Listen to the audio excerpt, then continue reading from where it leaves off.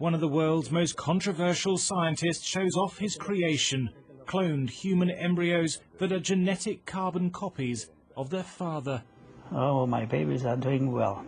They look beautiful. Filmed for a TV documentary, Dr. Panagiotis Zavos implants 11 of the embryos in 4 women, one of them British, in the hope of producing the first cloned human being. The procedure is a criminal offence in the UK, but not in this undisclosed Middle Eastern country. I think we have 3 very good embryos that could be in utero today, and that if implantation is successful as well, and the pregnancy is maintained, as we say in the US, we have a home run. Dr. Zavos also reveals he's produced cloned embryos from 3 dead people, including Katie, who died in a car crash. He injected her DNA into a cow egg, though he hasn't implanted the animal-human hybrid. British scientists have condemned his work as reckless. Cloning of animals, such as Dolly, has shown the technique carries risks of severe congenital abnormalities. I find it A, incredible, and B, disgusting, because he's sowing false hope to begin with. So the individuals who are involved in this experiment, and that's what it is, an experiment, may well not realise that the outcome is almost certainly going to be negative. And to put couples through that, in my opinion, is unethical.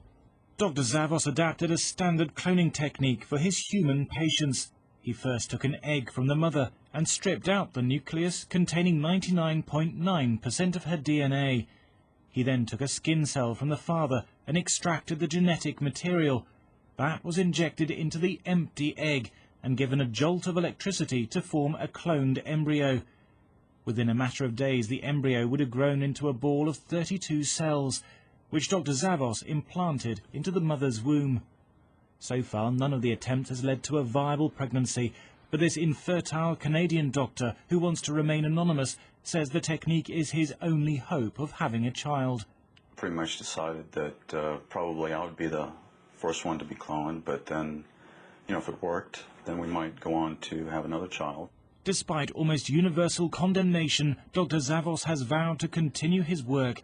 He says more than 100 patients have contacted him in the hope of having a cloned baby. Thomas Moore, Sky News. In this video, we'll be taking a deep dive into the ending, the government's plan to assimilate, and the introduction of Tyrone. So grab a drumstick and relax, because here we go. Meet Fontaine, a down-and-out drug dealer struggling to survive in the cutthroat world of the Glen. It's never mentioned where exactly the Glen is, the license plates merely state that it's a swell place. Ironic since it couldn't be further from. But the question of where they are is also followed by when they are. You have things like flip phones, CDs, and a beeper emporium suggesting we could be in the early 2000s, yet characters will talk about more recent events like Obama as president or blockchain setting it closer to present day. I would have voted for Obama for a 3rd term if I could. This is all part of the absurd aesthetic of the film, which I thought was almost as refreshing as a delicious Suma soda. Speaking of which, the film's first image is that of a white man's eyes watching over a group of black men, foreshadowing how the white-controlled surveillance state keeps a constant watch over the predominantly black neighborhood of the Glen. When Fontaine finds out one of his dealers, a pimp by the name of Slick Charles, is late on his payments, he pays him a visit. Now, Slick Charles says that the latest batch he got just ain't hitting right, and if you know the big twist of the movie, you'll understand why. More on that in a bit. The life of a drug dealer ain't easy in the Glen, and Fontaine is gunned down by rival dealer Isaac. But surprisingly, Fontaine wakes up good as new the next day. Now, when I was first watching this movie, I thought we were dealing with a Groundhog Day type situation. Fontaine will wake up every morning, go through the paces, and try to figure out what's going on, but They Cloned Tyrone is a little different. Unlike Phil in Groundhog Day, Fontaine has no recollection of the events of the previous day, but goes through many of the same sequences of events like weight training and buying beer and scratch tickets at the convenience store. But things start to get strange for Fontaine as he sees a bloody man get picked up by an SUV with local homeless man by the name of Frog stating, "Off to see the wizard again."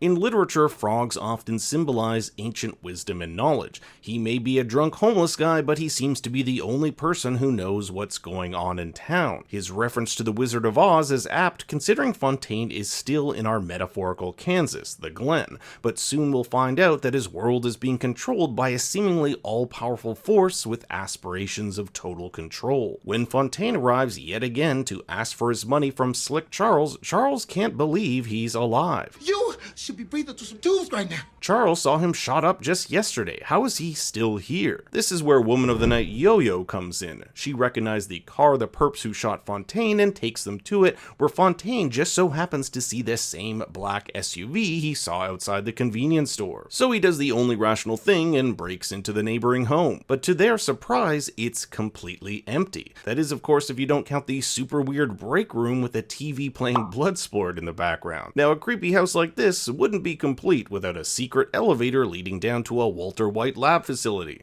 Goddamn right. Here we find a substance that looks to be cocaine, but isn't quite. This is Compound H, a compound developed by the government and injected into various products like cocaine, fried chicken, hair cream, and grape drink to control the black population. As much of the film delves into Fontaine, Slick Charles, and Yo-Yo getting to the bottom of this mystery, just like a Nancy Drew novel, we don't get any answers until Fontaine devises a plan to rally alongside his rival drug dealer to take on the secret all-white scientists who live underneath the city experimenting on African Americans. But to understand how and why all of this has happened, we have to fast forward to the biggest twist of the film. The lead geneticist of this whole operation is none other than Fontaine himself, or should I say an older version. But why would he turn against his people? Why would he work with the very people who want to destroy his race? It all boils down to what happened to his little brother Ronnie. Earlier in the film, we hear that Ronnie was killed by what's heavily implied is a white cop who left him to die on the pavement after being shot without calling an ambulance. Thus, old Fontaine has this warped idea that by working with the government, he'd be preventing injustices like this from happening through a process he calls assimilation. Assimilation is better than annihilation. He would rather assimilate his people rather than see them annihilated. Now, the government wants to, quote, win the race of the future, which we can see printed on the side of the golf carts underground, a cheeky play on words with race here having two meanings. Kiefer Sutherland's character, who is the main baddie of the film, says, And that's what we strive for. Keeping the United States united.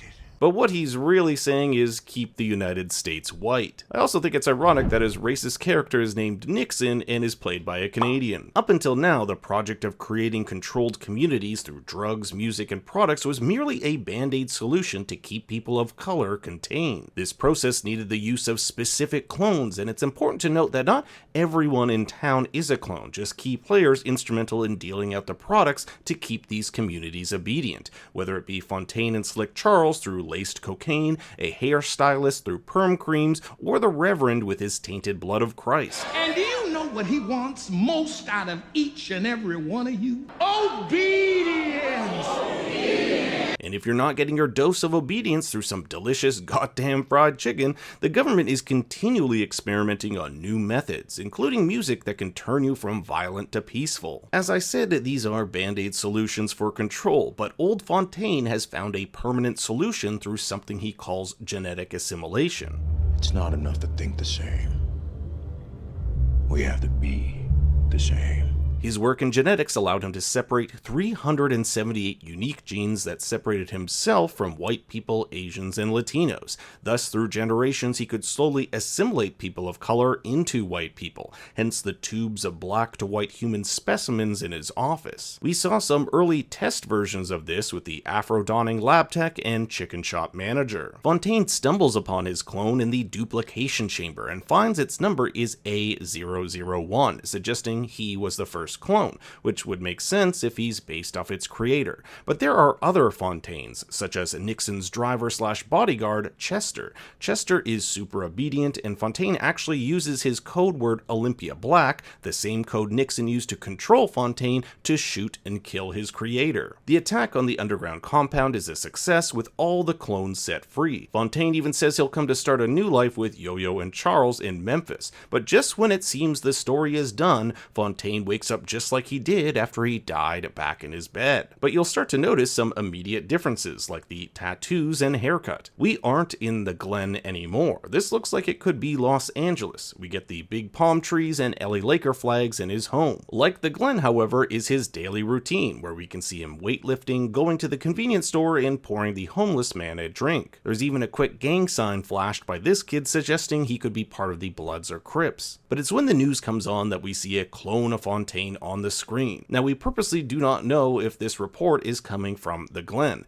Just as the announcer is about to say where we are, a cough muffles the location. Even in the closed captioning, we don't get to see where this is. Nixon did tell us that the government has experiments all around the country, including Los Angeles and Detroit. So either what we're seeing here is more of the Glen or another location that managed to escape. You may have even noticed some Crunch cereal on the table here, the same cereal found in the Glen the government used to control its subjects. And the last line of the film is, "Ain't that you, Tyrone?" So the Los Angeles version of Fontaine is Tyrone, hence why the film is called They Cloned Tyrone. But now I want to hear what you thought of They Cloned Tyrone. Give me your thoughts and theories in the comments below.